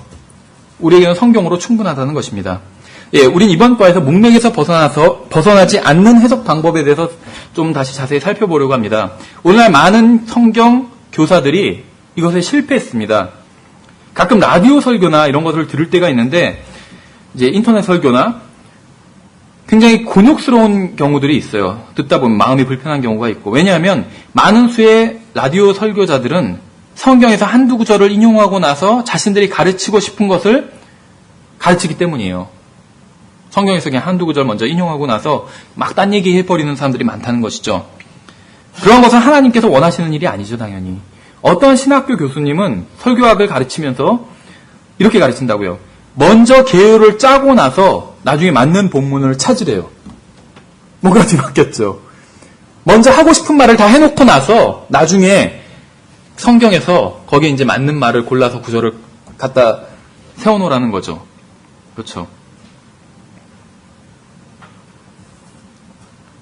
성경은 단순히 서로 아무런 관련이 없는 좋은 말이나 문장을 엮어놓은 책이 아닙니다. 성경을 꼼꼼하게 연구하면 기록된 모든 말씀들이 서로 매우 깊은 관계를 맺고 있다는 사실이 드러나게 됩니다. 성경에서 한 구절만 끄집어내다 보면 처음 기록된 의도와는 다르게 변질될 수가 있어요. 성경에 기록된 그대로 문맥에서 벗어나지 않는 한도 내에서 읽고 연구하고 가르쳐야 됩니다. 문맥을 벗어난 해석은 청중을 진리로 인도하는 것이 아니라 오리로 인도하는 것이겠죠. 그러므로 이제 성경 해석의 가장 중요한 원칙 중 하나는 항상 문맥에 맞게 해석해야 된다는 것이죠. 단어의 올바른 정의는 문장에서 어떻게 사용되었는지를 통해서 알 수 있고, 문장의 올바른 해석은 문단을 통해서 알 수 있고, 문단의 올바른 해석은 챕터, 장을 통해서 알 수 있고, 챕터의 장의 올바른 해석은 북, 책을 통해서 알 수 있고, 책의 올바른 해석은 성경 전체를 통해서 알 수가 있는 것이죠. 66권의 책을 말하는 것이에요. 여기서 책이라는 것은. 예, 그래서 어떤 한 그 구절을 두고 애매한 경우가 있어요. 해석이. 우리가 뒤에서 좀 더 살펴볼 것인데, 그런 구절들을. 물론 우리는 애매하지 않아요. 우리는 이제 성경을 연구했고, 성경을 성경과 비교해서 보고, 또 신학원에서 배운 것들을 다 검토해보면 애매한 구절은 아니에요, 우리에게는. 근데 이제 일반적으로 개신교, 기독교계, 또 로마 카톨릭, 이 기독교계에서는 애매한 구절로 취급하는 구절들이 있습니다. 그 구절 하나로 인해서 교회가 대립하고, 그런 역사를, 그것도 막 1000년 동안 싸우고, 그런 구절들이 있어요. 그런데 이제 그러한 소위 애매한 구절을 만났을 때 성경 전체, 그러니까 그 책 전체가 말하는 것, 그 주제가 무엇인지를 생각해보면 해결되는 구절들이 많이 있어요. 그렇죠. 그래서 우리가 요한복음을 예를 들었잖아요. 그렇죠? 물과 성령으로 나야 된다. 근데 물 갖고 막 싸우죠. 1000년 동안 싸운 거예요. 그게 진짜 물이라고 해가지고 카톨릭과 개신교가 그렇죠. 세례다 그것은. 침례다. 막 이런 식으로 싸운 거잖아요. 진짜 물이라고. 근데 이제 근본주의자들은 아니야, 그건 하나님의 말씀이다. 딱 이러고 있는 거죠. 물이 하나님의 말씀을 보여주는 구절들이 있으니까. 근데 이제 바이블 빌리오들은 또 나서 아니야, 그건 그냥 육신적인 출생이 이렇게 하죠. 다 의견이 달라요. 그런데 그 구절은 애매할지 몰라도 요한복음 나머지 장들 18개의 장을 보면 다 사람이 구원받는 방법은 어떤 물이나 다른 게 필요한 게 아니라 예수 그리스도를 믿으면 구원받는다. 이 얘기를 하고 있어요. 그러니까 그 부분도 거기에 맞춰서 해석하면 빗나가지 않는다는 것이죠. 예, 그 얘기를 하고 있는 것입니다. 방금 한 얘기는. 여기서 성경에서는 한 단어가 여러 가지 의미로 사용될 수가 있어요. 자연이나 그러니까 nature라는 말, 아니면 구원, salvation이나 아니면 save 이런 말들, 육신 같은 단어들은 매우 많은 의미를 담고 있고 상황마다 뜻하는 것이 다를 수는 있습니다. 문맥을 바르게 이해하는 4가지 원칙에 대해서 살펴보도록 하겠습니다. 첫 번째는 먼저 문화적인 측면을 이해해야 됩니다. 이것은 성경을 기록하거나 그 기록의 1차적인 대상이 된 사람들의 문화와 관련이 있다는 것이에요. 예를 들면 창세기 1장부터 3장까지를 이해하기 위해서는 2010년을 살고 있는 대한민국 사람의 관점으로 볼 수는 없다는 것이에요. 그 관점이 아닌 창세기 그 1장부터 3장, 아직 타락 전에 그 관점으로 하나님과 자유롭게 교제를 나누던 사람의 그 관점으로 볼 필요가 있다는 것이죠. 이것이 바로 이제 문화적인 측면을 이해한다는 말의 의미입니다. 또 다른 예는 사사기 같은 경우에 신약교회의 관점으로 판단해서는 안 된다는 것이죠. 전제가 된 배경이 서로 다르기 때문이죠. 다윗이 기록한 시편 중에는 우리가 직접적으로 겪을 수 없는 것들에 대한 것도 많이 있어요. 다윗의 시편에는 원수들을 죽이면서 얻는 기쁨에 대한 것도 있습니다. 또 하나님께서 다윗의 원수들의 뼈를 꺾으시고 이빨을 부러뜨리시며 그들을 지옥의 구덩이로 던지는 것을 보고 기뻐하는 내용을 담은 시도 있어요. 이러한 시들은 신약교회에서 주일 예배를 드릴 때 부르는 찬송으로 적절하지 않은 가사임에 분명합니다. 그렇죠. 제가 오늘 아침에 읽은 신문 기사를 인용하면서 교통사고로 죽은 사람들, 비행기 사고로 죽은 사람들, 총 맞아 죽은 사람들, 화재로 죽은 사람들, 절간이 무너져서 죽은 사람들 이야기를 하면서 주님께서 원수들의 이빨을 꺾으시고 그들을 지옥 구덩이로 던져 넣으심에 기뻐하며 이러한 내용을 우리가 찬양을 하자고 할 수는 없겠죠. 그러므로 이제 문맥의 배경이 된 문화적인 그런 측면을 이해해야 한다는 것이에요. 예수님께서는 이 세상에 오셨을 때 제자들과 함께 하실 때가 있었죠. 주님께서 나무에 올라가 있던 어떤 사람에게 그의 집에서 식사를 하시겠다고 말씀하신 경우도 있어요. 이것은 모두 실제로 일어났던 일이죠. 그러나 이 말씀을 가지고 누구나 예수 그리스도와 함께 점심을 먹을 수 있다는 메시지를 전달하는 사람도 있어요. 영적인 의미에서. 그러나 그건 불필요한 메시지예요. 성경이 말씀하고 있는 것이 아니고 성경은 실제했던 역사 속에서 실제하는 문화를 가지고 있던 실제하는 국가에 소속되어 살던 실제했던 사람들의 실제적인 기록을 담고 있습니다. 그러므로 우리가 성경을 읽고 연구할 때는 이러한 점들을 염두에 두어야 한다는 것이죠. 둘째는 성경 자체에 관한 것이에요. 영감받은 한 권의 책으로서 성경에 포함된 모든 책들은 그 경계를 가지고 있다는 것입니다. 성경의 각 책들은 죄의 역사, 인간의 역사, 구속의 역사 등에 대해서 각각 참여해서 설명하고 있어요. 성경의 이 부분은 하나님의 성품, 하나님의 본성, 하나님의 뜻, 하나님의 계획, 인간은 왜 구원받아야 되는지, 구원받은 사람에게 어떤 일이 생기는가에 관해서 나에게 무엇을 계시해주고 있는가 하는 것을 우리가 읽을 때 생각해 봐야 된다는 것이죠. 자유주의 목사들은 예를 들면 구원에 관해서 설교할 때 어떤 중독으로부터의 자유 이런 식으로 설교하는 사람들이 있어요. 사회의 억압으로부터의 자유 이런 식. 그러나 성경이 말씀하시는 구원은 아니죠. 그것이. 하나님이라고 하지만 성경에서 말씀하시는 하나님이 아니라 모든 종교의 신을 포괄하는 개념의 신을 의미할 수도 있어요. 자유주의 목사들이 설교할 때는. 아니면 여신이나 바람이나 태양이나 달이나 이런 걸 의미할 수도 있고. 성경의 문맥을 고려하지 않고 그저 성경에서 한 단어를 사용해서 설교하면 그 단어의 의미를 전혀 다르게 변질시켜버릴 수도 있습니다. 죄란 무엇인가 하면 그것은 성경으로 정의를 내려야 된다는 것이죠. 성경은 죄에 대해서 정의를 내리고 있어요. 우리는 성경이 정의하는 대로 가르쳐야지 이 세상이나 헐리우드에서 정의하는 대로 가르쳐서는 안 돼요. 예전에 헐리우드 그 작가들이 파업을 한 적이 있어요. 몇 년 전에. 배우들도 작가들의 파업에 동참했다고 합니다. 저는 그 사람들이 계속 파업하고 복귀하지 않기를 바랬어요. 그들이 더 이상 영화를 만들어내지 않는다면 얼마나 좋은 일이에요. 좋은 일이에요. 그것은. 파업이 계속되었다면 다시 부흥의 물결이 있었을지도 모르겠어요. 사람들이 TV를 볼 때나 극장에 갈 때나 영화도 없고 프로그램도 없어서 볼 곳이 없다면 얼마나 풍요로울까요? TV 프로그램이 볼 게 없으면 빈곤한 것이 아니라 얼마나 풍요로울까요? 사람들이 죄를 가장 쉽게 배우는 원천이 이거거든요. TV, 영화, 잡지, 또 인터넷. 그러므로 여러분은 세상이 죄를 정의하게 하지 말고 성경이 정의하게 해야 합니다.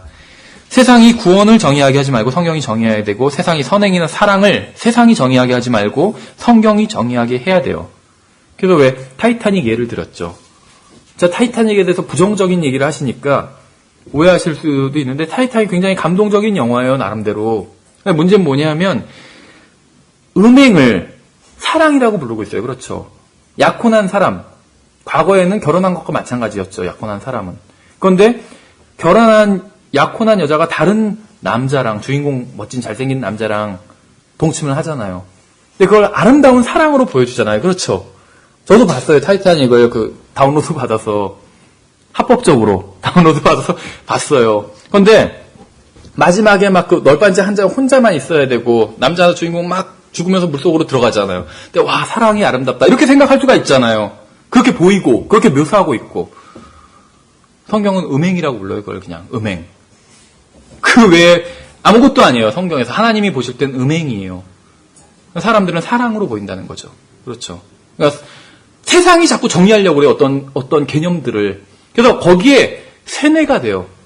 문제는 뭐냐면 그리스도인들도 세뇌가 된다는 거예요. 그런 것들을 통해서. 그렇죠. 여러분들이 하나님께로부터 받는 것이 더 많을까요? 하나님의 말씀으로부터 받는 영향이 더 많을까요? 세상으로부터 받는 영향이 더 많을까요? 사람마다 다르겠죠. 그렇죠. 세상으로부터도 막대한 영향을 받고 있어요. 세상의 설교자들이 유능한 설교자들이 많아요. 물론 교회 목사님 같은 형태로 나타나지는 않지만 어떨 땐 TV일 수도 있고 그렇죠. 그래서 왜 영어 어떤 그리스도인이 지은 시 중에 TV or not TV라는 시가 있어요.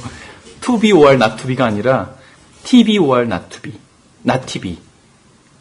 보통 집에 가보면 TV가 가장 좋은 재단의 위치에 있거든요. 재단. 그렇죠. 모든 가족이 예배를 드릴 수 있는 재단의 위치에 딱 있어요. 다 볼 수 있는. 그렇죠. TV를 하고 있으면 아무도 또 얘기를 안 하잖아요. 설교 시간에 누가 얘기하지 않죠. 그건 똑같아요. 저는 지금 혼자 있는데 TV 없어요. 근데 이제 저희 집엔 TV가 있거든요. TV 할 때 특히 부모님 좋아하시는 거 할 때 뭔 얘기하면 혼나요. 아, 조용히 해. 그렇죠. 지금 저 TV 말씀을 드려야 되는데 왜 얘기하냐는 거죠. 세상에 영향을 받는 거예요. 성경에서 있는 말씀을 하려고 해도 그게 먹혀 들어가지가 않아요. 아, TV에서 뭐해서 누가 저렇게 말하던데. 그렇죠. 그게 더 권위가 있는 거예요. TV를 모시고 있는 거예요. 그래서 TV or not TV라는 시가 있는 거죠. 그래서 세상이 정의하게 하지 말라는 거예요. 여러분들이 성경을 가르칠 때도 마찬가지입니다. 모든 개념들, 모든 구절들, 모든 단어들을 성경으로, 우리가 단어 연구 방법을 했죠. 성경과 성경을 비교해서 그 단어를 정의해서 가르쳐야 돼요. 부지런히 성경을 연구해야 되겠죠. 성경을 가르치려면. 그렇죠. 예. 그래서 세상이 어떤 것을 정의하게 하지 말고 성경이 정의하게 해야 됩니다. 그렇죠. 세 번째는 성경의 책 자체에 관한 것이에요. 여기서 이제 책이라고 우리가 자꾸 얘기하는 것은 성경에 포함된 66권의 책 중에 하나를 말하는 것입니다. 우리가 연구하는 책이 구약에 속한 것인지 신약에 속한 것인지 이건 가장 기본적인 것이죠. 또 문맥은 어디에 해당되는 것인지 살펴봐야 돼요. 성경을 연구하는 사람은 이사야서 34장과 로마서 3장 4장을 연구할 때 서로 다른 방식으로 접근해야 됩니다. 전도서 3장과 골로새서 3장은 또 서로 다른 전제와 배경 아래서 기록되었어요. 그래서 그것을 이해하고 나서 해석하고 적용해야 되겠죠. 사복음서를 통해서 드러날 계시가 역사서에서는 언급되지 않을 수도 있어요.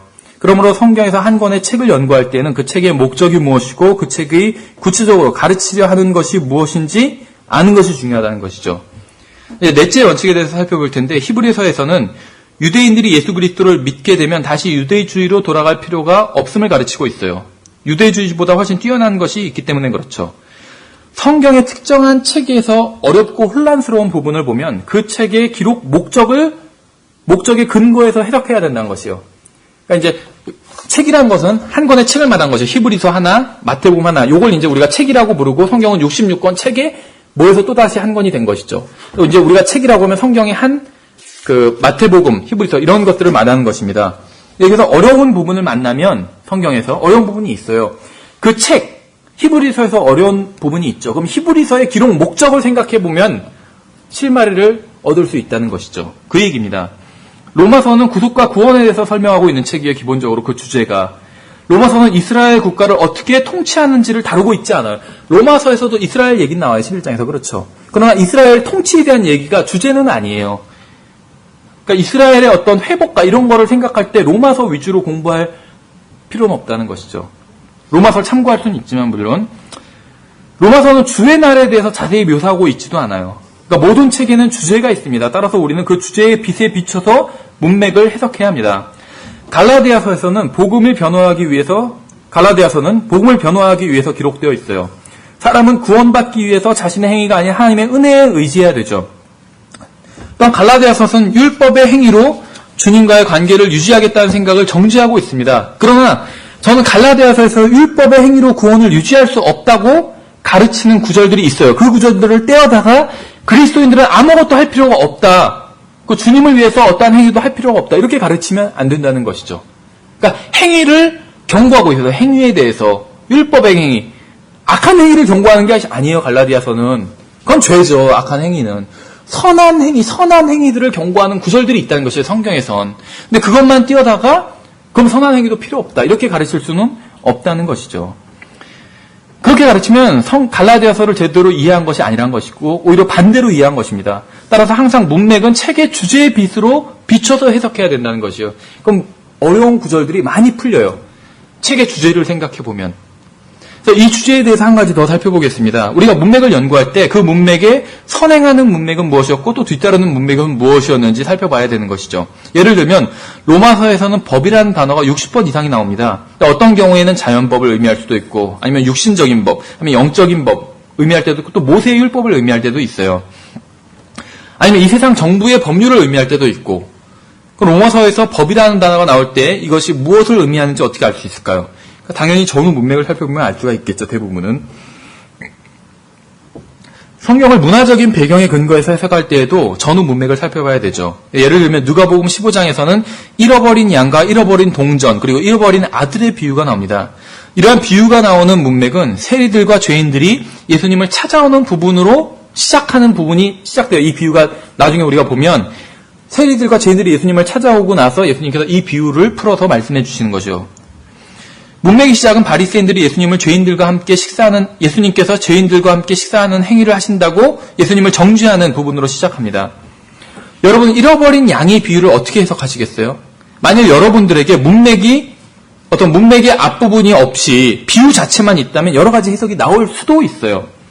자신의 재산을 지키고 잃어버린 재산을 끝까지 찾아내야 한다고 해석할 수도 있죠. 그렇죠? 양은 재산이잖아요, 주인의. 그러니까 재산을 잃어버렸으니까 재산을 찾으러 간다. 이렇게 해석할 수도 있어요. 더군다나 두 번째 비유는 동전이잖아요, 이게. 동전은 재산이잖아요. 그렇죠. 돈을 동전하니까 우리가 뭐 100원짜리 이런 거 생각하는데 과거에는 다 동전이었어요. 그렇죠? 금화. 지폐다 똑같아요. 수표나 100만원짜리, 1000만원짜리 수표인 거예요. 금하면. 그거지 무슨 100원짜리, 50원짜리, 10원짜리 잃어버려서 지금 막 쓸고 닦고 찾고 있는 것이 아니에요. 지금. 그러니까 잃어버린 재물을 찾아야 된다. 이렇게 해석할 수도 있겠죠. 그러나 예수님께서 세리들 및 죄인들과 식사를 하고 계시고 또 바리새인들은 주님의 그러한 행위를 문제시하는 문매금을 감안할 때 이것은 주님께서 양이나 동전에 관심을 가지고 계신 것이 아니라 사람들을 구원하시려고 이 세상에 오신 이유를 삼중적으로 비유가 세 개니까 양, 동전, 아들의 비유 이렇게 세 개니까 이 자신의 오신 목적을 죄인들을 구원하시기 위해서 오셨다는 이 목적을 삼중적으로 제시하는 것임을 알 수 있죠. 문맥을 보면 알 수 있다는 것이에요. 비유의 목적을. 그렇죠. 그럼 비유를 디테일하게 해석할 필요가 없어요. 그렇죠. 이 동전 9개는 그럼 무엇이 그 동전의 재질은 무엇이었고 그 당시 막 또 역사적으로 다 봐가지고 그 당시 동전은 예를 들면 전 잘 몰라요. 근데 뭐 구리로 만들었는데 구리의 특성은 어떻기 때문에 구원받지 않은 사람에게 특성과 막 연관시켜서 막 해석하지 말라는 것이에요. 그렇게. 비유의 목적을 생각하라는 것이 비유의 목적. 열심히 그걸 찾는 마음. 그렇죠. 그렇게 찾으려고 오셨다는 거예요, 주님께서. 그래서 세리들과 죄인들과 식사하시는 게 전혀 문제가 안 된다는 것이에요. 왜냐하면 그런 사람을 찾으러 오셨기 때문에. 그렇죠. 목적을 생각하라는 것이죠. 디테일하게 특히 비유는 특히 디테일하게 우리가 지금 8권대 국어에서 좀 더 자세히 다룹니다. 비유는 디테일하게 들어가지 말라는 것이에요. 해석을. 이상해진다는 것이에요. 그러다 보면. 어느 정도는 맞는데 들어가 보면 이상해져요. 이단 교리가 탄생하게 됩니다. 그래서 막 그런 걸 혼자 찾아놓고 내가 혼자 이거는 나만 아는 것이다 이래가지고 그러지 말라는 것이에요. 문제가 있어요. 나만 아는 것이면. 물론 정말로 성경에 나온 진리를 혼자만 알 수도 있어요. 그런데 99.9999%의 경우는 자기 혼자만 알고 있으면 그건 이상한 거예요. 그럼 마치 자기 혼자만 눈이 3개 있는 거나 마찬가지예요. 그럼 이상한 것이죠. 좋아할 게 아니라는 것이요.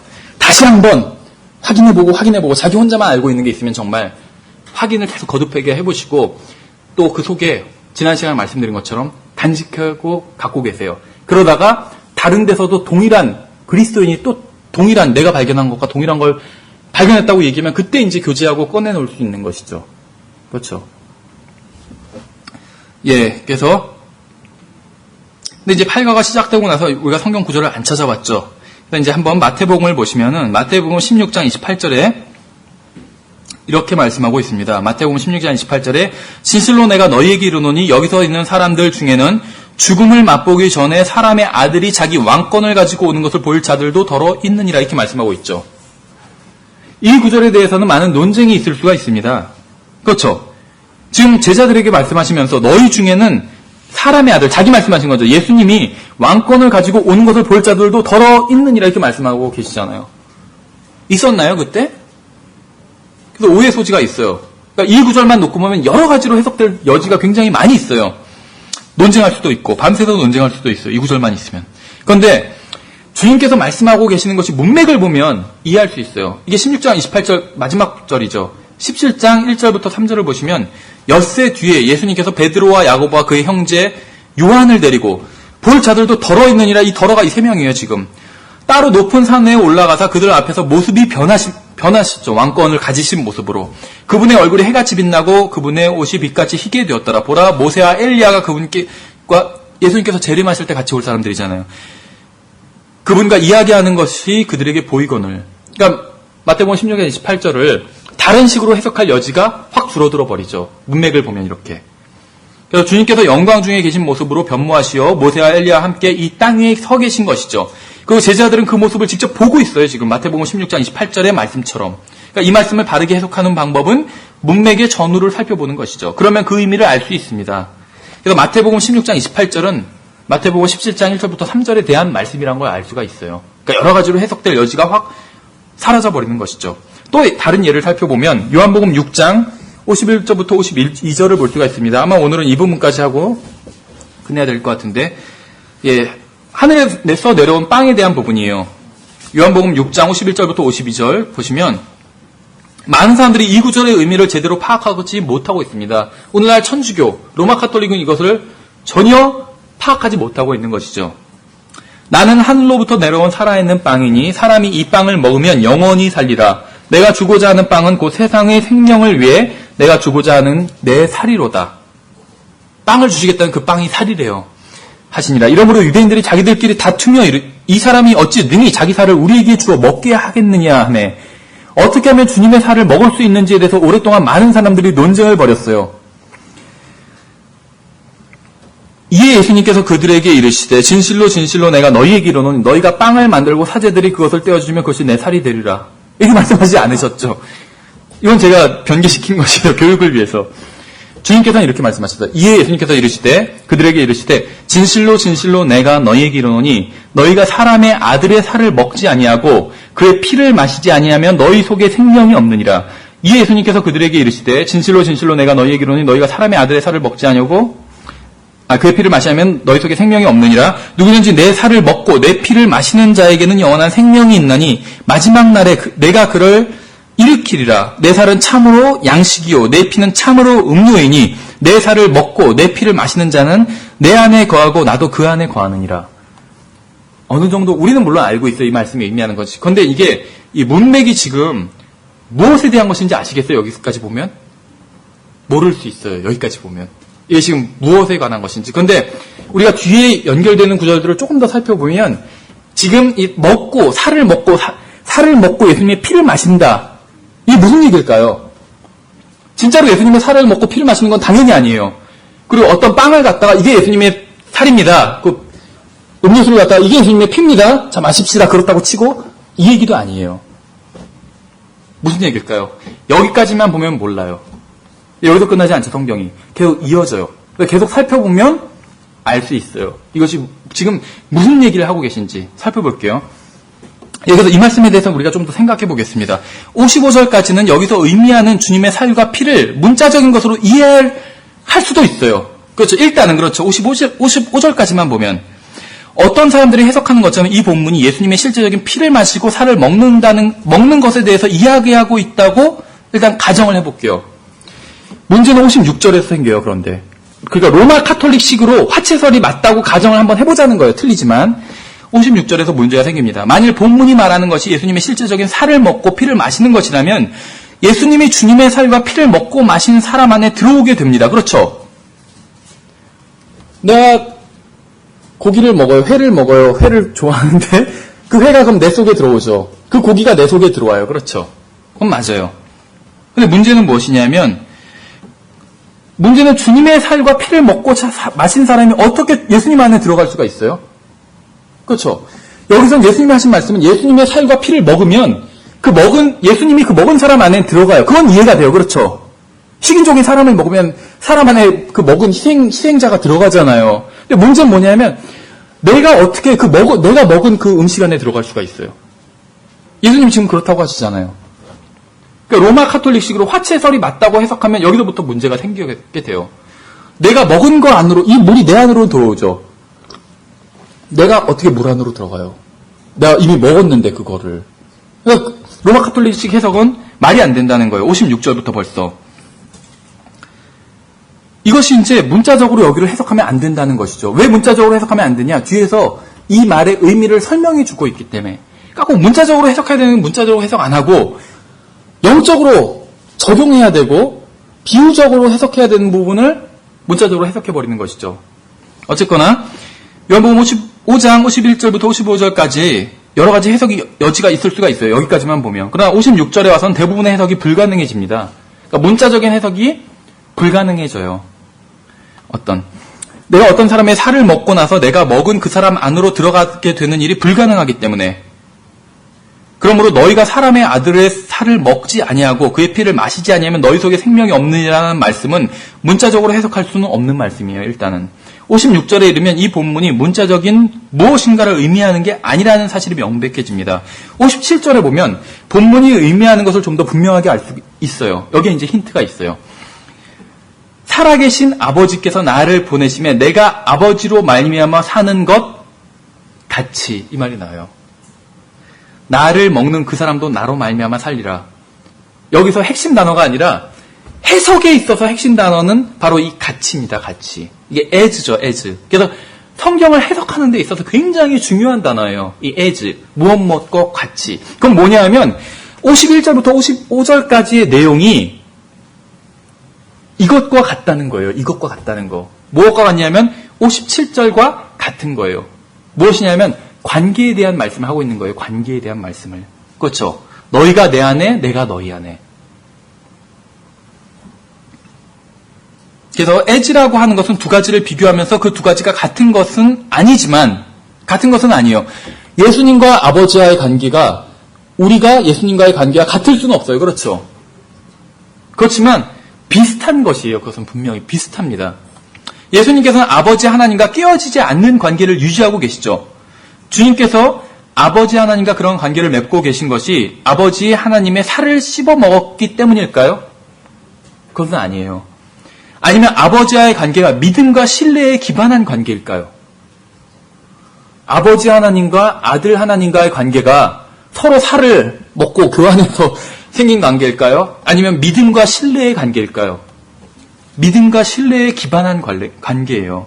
예수님께서 요한복음 6장 51절부터 57절의 말씀을 통해서 하시는 말씀은 아버지와 예수님의 관계와 같은 관계를 우리가 주님과 맺을 수 있다는 것이에요. 그렇죠. 계속해서 다음 구절을 살펴보면 이것은 하늘로부터 내려온 그 빵이니라. 너희 조상들이 만나를 먹고 죽은 것과 달리 이 빵을 먹는 자는 영원히 살리라 하시니라. 문맥을 다르게 해석할 여지가 점점 좁아지고 있습니다. 58절에서는 이것은 하늘로부터 내려온 그 빵이라고 말씀하고 있고 51절에서는 나는 하늘로부터 내려온 살아있는 빵이니라고 말씀하고 있어요. 주님께서는 자신이 살아있는 빵이라고 말씀하시지만 자신의 살이 실제적인 빵이라고 말씀하고 있는 것은 아니에요. 왜냐하면 58절에서 이것은이라고 말씀하고 있기 때문이죠. 즉 말하고 있는 자신 외에 다른 무엇인가를 가리키고 있는 것이에요. 그것이 살아있는 빵이라고 말씀하고 있는 것이죠. 그렇다면 58절에서 말씀하시는 이것은 무엇일까요? 바로 57절의 내용 중에 있어요. 요한복음 6장 51절부터 57절의 문맥은 무엇인가를 먹는 것에 관한 이야기가 절대로 아니에요.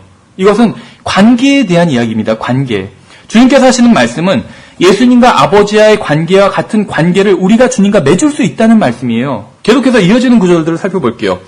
59절부터 이것들은 그분께서 가버나움에서 가르치실 때 회당에서 말씀하신 것이더라. 그러므로 그분의 제자들 중에 여럿이 이것을 듣고 이 말씀은 어렵도다. 누가 그것을 들을 수 있으리요? 약간 어렵죠, 이 말씀이. 하매 예수님께서 자기 제자들이 그것에 대해 수군거리는 줄 아시고 그들에게 이르시되 이것이 너희를 실족하게 하느냐? 그러면 너희가 사람의 아들이 이전에 있던 곳으로 올라가는 것을 보며 어떻게 하려느냐? 이렇게 말씀하셨어요. 약간 더 이상해지죠? 본문의 문맥 자체가 우리를 올바른 해석으로 몰아가고 있어요, 근데. 제자들이 왜 주님의 말씀을 듣고 실족했을까요? 제자들이 주님의 말씀을 엉뚱하게 이해하고 실족하자 주님께서는 적절한 질문을 던지셨어요. 제자들도 로마 카톨릭 사람들이랑 비슷한 생각을 했던 거예요. 주님께서 이렇게 말씀하신 것입니다.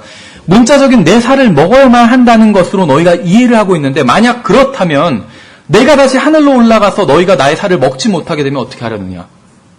그러니까 살을 먹고 마시는 그런 문제가 아니라는 것이요. 예수님께서 지상에 계셨을 때 제자들이 예수님과 관계를 맺을 수 있었죠. 믿음의 관계를. 예수님께서 하늘로 올라가셨을 때도 맺을 수 있을까요? 맺을 수 있어요. 관계에 대한 것이에요. 관계. 근데 그 관계를 어떻게 맺냐면 믿음으로 맺는 것이에요. 이거 요한복음의 주제예요. 요한복음에서는 18개의 장에서 계속 믿음으로 관계를 맺는다. 믿음으로 구원받는다. 믿는 자들의 권세를 주셨다. 이런 얘기를 계속하고 있어요. 그러니까 믿음이란 말이 굉장히 많이 나오는 복음서가 바로 요한복음이거든요. 그래서 어떤 한 어려운 문맥이 나오면 전체 요한복음의 주제를 생각하면 믿음으로 구원받는 거예요. 근데 여기서는 관계 얘기를 하고 있죠. 그럼 믿음으로 관계를 맺는 얘기를 하고 있는 것이에요. 실제로 뭘 먹고 말고 막 살을 먹고 그럼 예수님 올라가 버리면 어떻게 먹어요? 살을. 그 떡, 포도주. 그건 예수님 살이 아니잖아요. 포도주지. 그냥 그 음료지. 그렇죠? 자 보세요. 계속해서 본문을 보면 더욱 의미가 분명해져요. 보시죠.